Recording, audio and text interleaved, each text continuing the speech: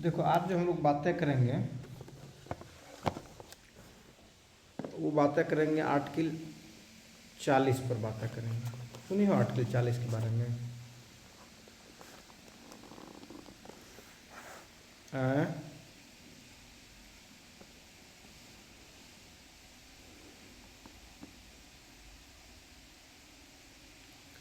कि आर्टिकल 40 के बारे में सुनी हो?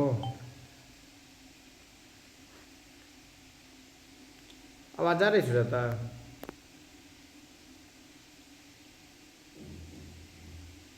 देखो आर्टिकल 40 जो है भारतीय संविधान का जो है वह जो है बापू के जो आइडियोलॉजी है उसी आइडियोलॉजी का जो है हमारे संविधान में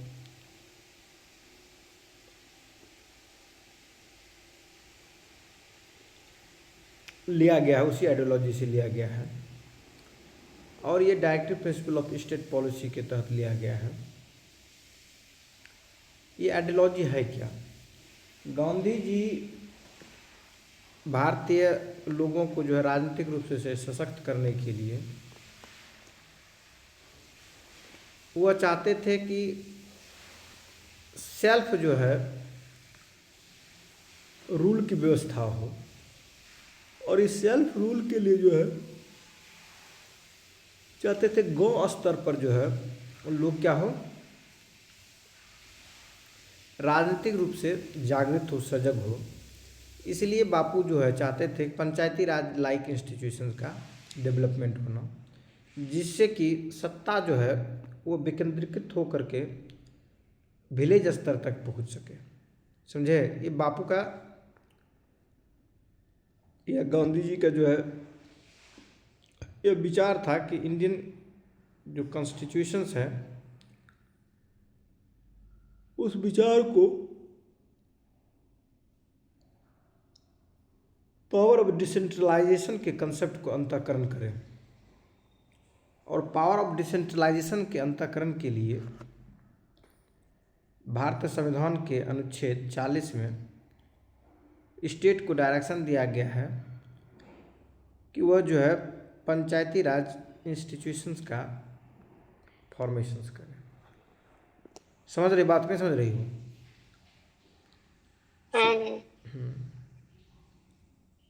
तो जैसा कि पंचायती राज इंस्टीट्यूशंस में देखते होंगे, गांव में हम लोग मुखिया का चुनाव करते हैं, सरपंच का चुनाव करते हैं, वार्ड परिषद का चुनाव करते हैं और भी जो है जो अथॉरिटी है, पॉलिटिकल अथॉरिटी है, उसकी हम लोग क्या करते हैं, इलेक्ट करते हैं पॉलिटिकल बॉडी को।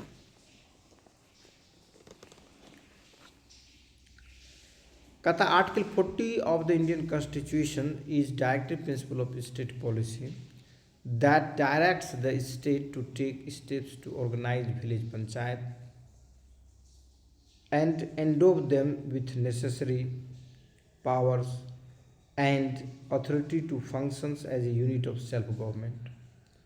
This article is rooted in Gandhian ideals of self-sufficient and democratic village republics, promoting decentralized governance with local decision making to empower the rural communities। कि जो हम लोगों ने बातें की थी कि आर्टिकल 40 जो है वह हमारे directive principle of state policy का वह आर्टिकल है जो डायरेक्शन देता है स्टेट को कि भाई आप ऐसा कदम उठाएंगे जिससे कि पावर का डिसेंट्रलाइजेशन हो, मतलब सत्ता का विकेंद्रीकरण हो। और ये सत्ता के विकेंद्रीकरण के लिए जो है पंचायती राज इंस्टीट्यूशंस को वो क्या करेंगे, एम्पावर करेंगे, सशक्त करेंगे, ताकि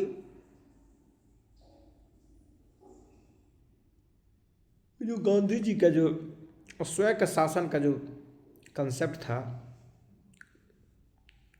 वो चीज़ें आ सके और जो है पंचायत जो है, जो गांव है, वह सेल्फ सफिशिएंट हो। वो उनकी जो है विचारधारा थी। तो इसलिए जो है यूनिट ऑफ सेल्फ गवर्नमेंट के रूप में जो है पंचायती राज इंस्टीट्यूशन को डेवलप करने की बातें गांधी जी करते थे, और उन्हीं गांधी जी के फिलॉसफी से, दर्शन से भारतीय संविधान के अनुच्छेद 40 में जो है पंचायती राज इंस्टीट्यूशन का प्रावधान किया गया। अब इसके टेक्स्ट क्या है और इसके ऑब्जेक्टिव्स क्या है, उस पर हम लोग भी चर्चा करेंगे। टेक्स्ट जो आर्टिकल 40 में है, जो लिखा हुआ है, उसको हम लोग देखते हैं। कहता था, state shall take steps to organise village panchayats and endow them with such power and authority as may be necessary to enable them to function as a unit of self government। कहता है आर्टिकल 40 कि the state shall take step, इस state जो है ऐसे कदम को उठाएंगे to organise village panchayat, village panchayat को ऑर्गेनाइज करने के लिए, संगठित करने के लिए, एंड एंडोव देम, और उसे जो है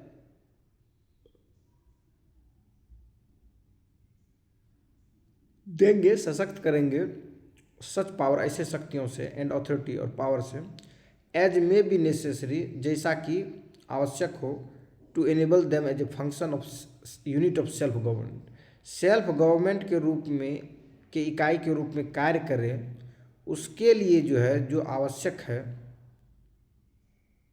पावर को और अधिकार को, वो जो है उनको देंगे। ये जो है डायरेक्शन है किसको?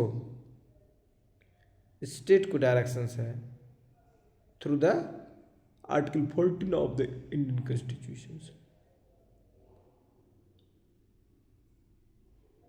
समझ में बातें आई कि नहीं आई समझ में?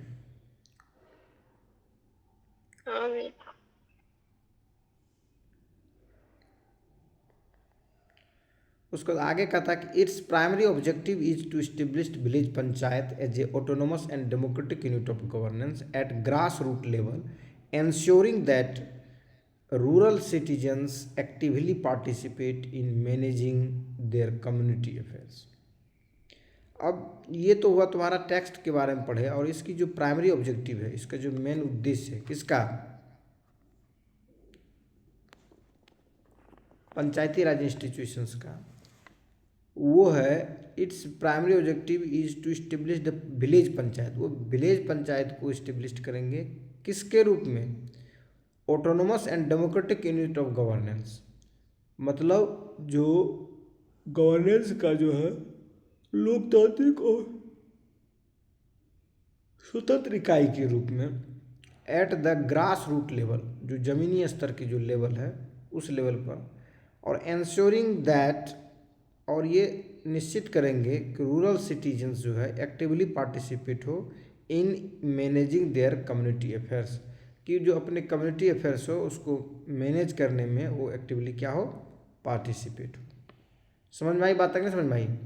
मतलब इस तरह से पंचायती राज इंस्टीट्यूशंस को जो है स्थापित किया जाएगा, जो कि ग्रास रूट लेवल पर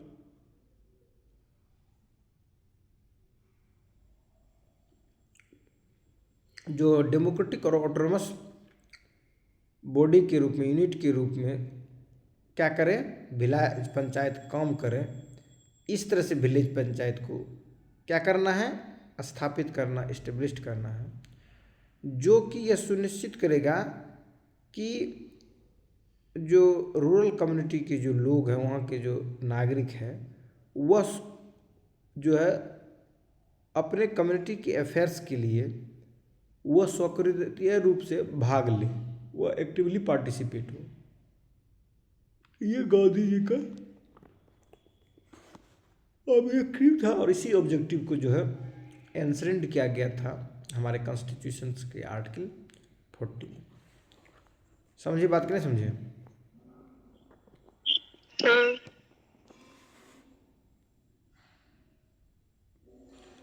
अब जो हम लोग बातें करेंगे आगे, वो करेंगे इम्पोर्टेंस एंड इम्प्लीमेंटेशन की। आर्टिकल 40 का इम्पोर्टेंस क्या है, इसका इम्प्लीमेंटेशन क्या है, उस पर बातें करेंगे।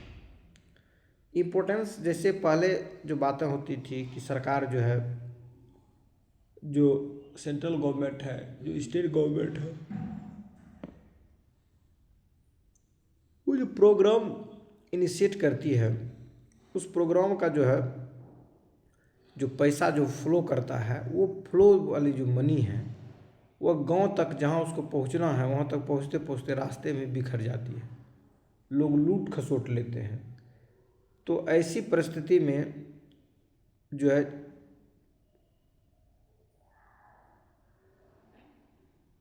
पंचायती राज इंस्टीट्यूशंस के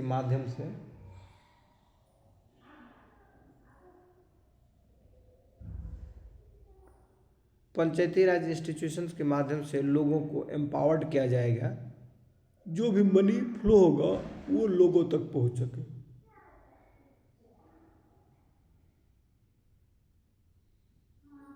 समझे बात कि नहीं समझे?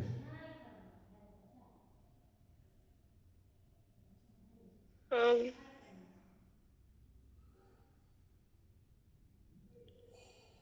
अब इम्पोर्टेंस एंड इम्प्लीमेंटेशन की बात करते हैं। कहता है it promotes decentralisation of power from central and state governments to local bodies. ये प्रमोट करते हैं डिसेंट्रलाइजेशन ऑफ पावर, पावर का जो है विकेंद्रीकरण। जैसे जनरली जो हम लोग पहले देखते थे कि हमारे यहाँ जो सरकारें जो काम करती थी या तो सेंट्रल गवर्नमेंट होती थी या स्टेट गवर्नमेंट होती थी, लेकिन सेंट्रल और स्टेट गवर्नमेंट के अलावा गांव के लोग भी जो है राजनीतिक में एक्टिवली पार्टिसिपेट हो सके, उसके लिए अगर गांव लेवल पर सरकार की व्यवस्था कर दी जाए तो चीज़ें जो होगी उसमें बदलाव आएगी, जो वर्क की जो लेवल होगा वो नीचे स्तर तक पहुंच पाएगा।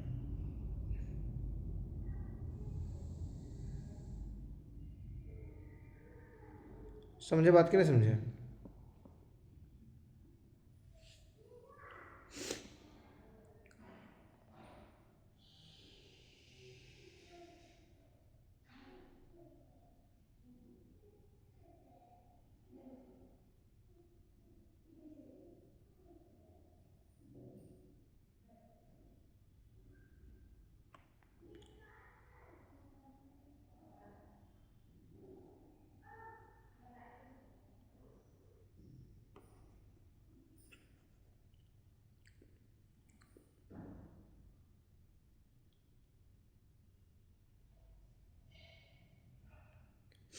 तो ये इम्पोर्टेंस है कि it promotes decentralisation of power from central and state government. ये जो है प्रमोट करता है कि सेंट्रल गवर्नमेंट और स्टेट गवर्नमेंट की जो शक्ति है वो विकेंद्रीकृत करके, डिसेंट्रलाइज करके लोकल बॉडीज तक जो है वो मैंने लाए, मेकिंग गवर्नेंस मोर एसेसेबल, ताकि जो है ज़्यादा लोग उसको एसेस कर सके, ज़्यादा उसको प्राप्त कर सकें एंड अकाउंटेबल हो। ये ऑब्जेक्टिव था पंचायती राज इंस्टीट्यूशंस को बनाने का। Empowers village panchayat to play a key role in rural development, local resources management and welfare delivery. कि ये और इसका फर्दर जो उद्देश्य था कि जो विलेज पंचायत है उसको, उसके रोल को जो है उसका की रोल हो क्या करने में, जो ग्रामीण विकास है उसके लिए, और लोकल जो रिसोर्सेस है, जो लोकल जो स्थानीय जो संसाधन है उसका जो प्रबंधन और उनसे जो लोक कल्याणकारी जो हित हो सके उसकी भूमिका हो, लोग सशक्त हो इस चीज़ को लेकर के।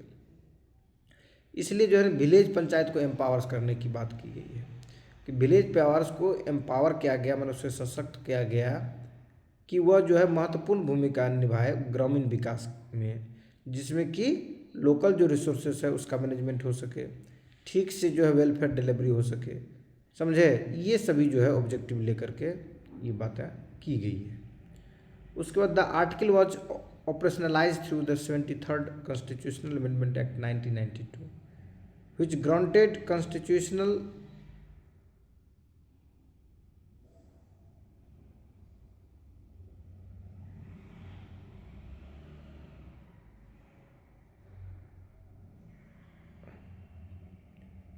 अब ये कहता है आगे कि जो आर्टिकल जो था 40, यह ऑपरेशनलाइज तब हुआ जब भारतीय संविधान में 73वां संविधान संशोधन किया गया, 73rd अमेंडमेंट किया गया कॉन्स्टिट्यूशन का, ठीक है, और जिससे कि पंचायती राज इंस्टीट्यूशन का क्या किया गया, गठन किया गया, बनाया गया, ठीक है, पंचायती राज इंस्टीट्यूशन को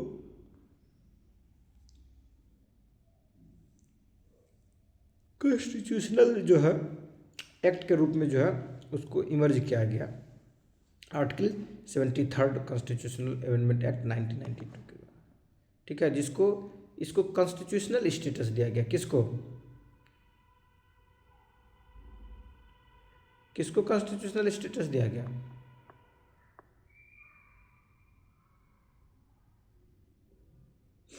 पंचायती राज इंस्टीट्यूशंस को, समझे? हाँ, तोरा समझ में आवे छोटी? ये छोटी, हाँ, हाँ, तो जो पंचायती राज इंस्टीट्यूशंस है उसको संवैधानिक दर्जा कब दिया गया? 1992 में, जब 73वां संविधान संशोधन हुआ।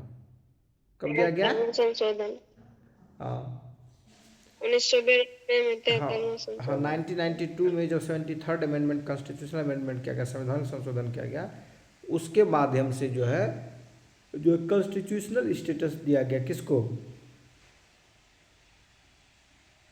पंचायती राज पंचायती राज इंस्टीट्यूशन को।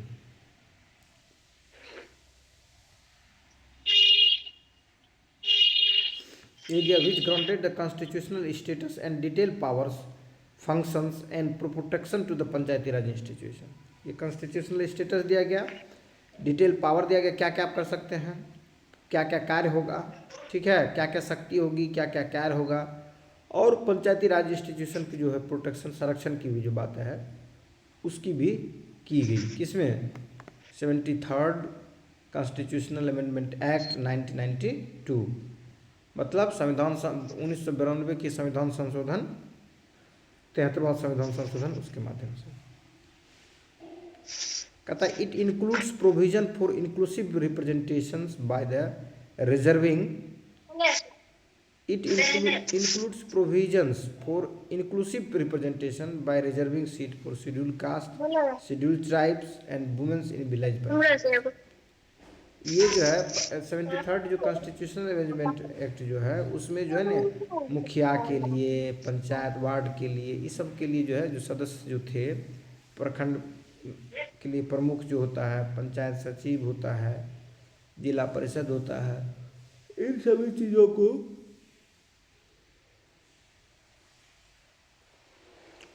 73rd कॉन्स्टिट्यूशन माध्यम से जो इलेक्टेड बॉडी होते हैं, इलेक्टेड जो पीपल होंगे या इलेक्टेड जो पोस्ट था, उस पोस्ट के लिए जो है उसके रिप्रेजेंटेटिव के हिसाब से शेड्यूल कास्ट, शेड्यूल ट्राइब्स और महिलाओं के लिए जो है पंचायती राज इंस्टीट्यूशंस में रिजर्वेशन की जो व्यवस्था की गई। समझिए? तो महिलाओं का भी राजनीतिक रूप से क्या होगा, सशक्तिकरण होगा, महिलाएं भी राजनीतिक रूप से जागृत होगी। समझिए बात, नहीं समझे? हाँ,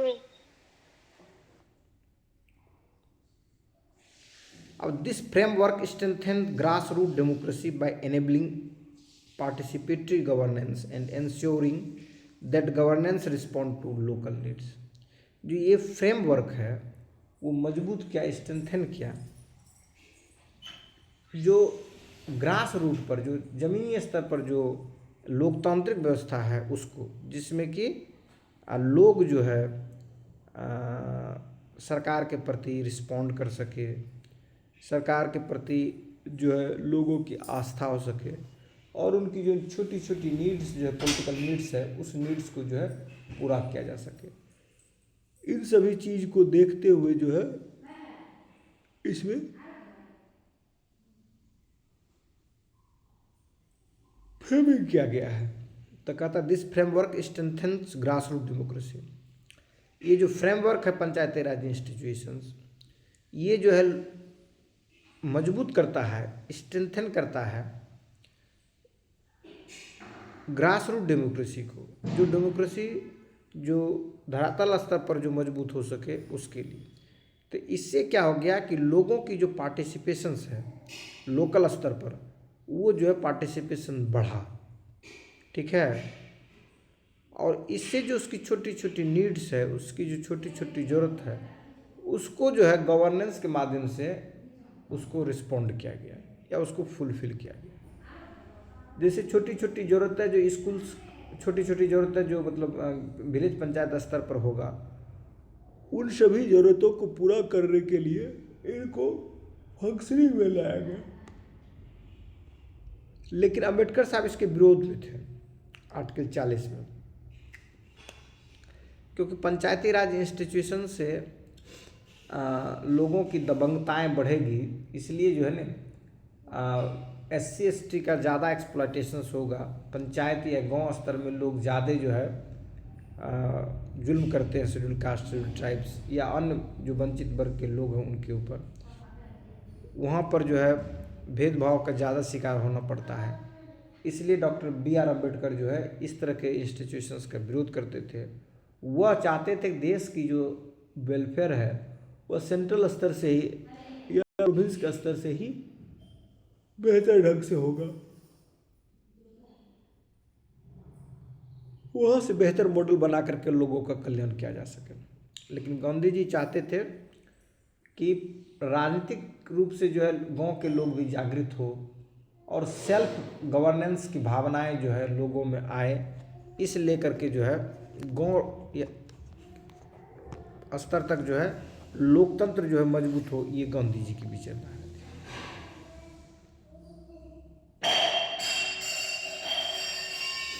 तो यही था आर्टिकल 40 में, ठीक है। इसको एक बार देख लीजिएगा आप लोग बढ़िया से।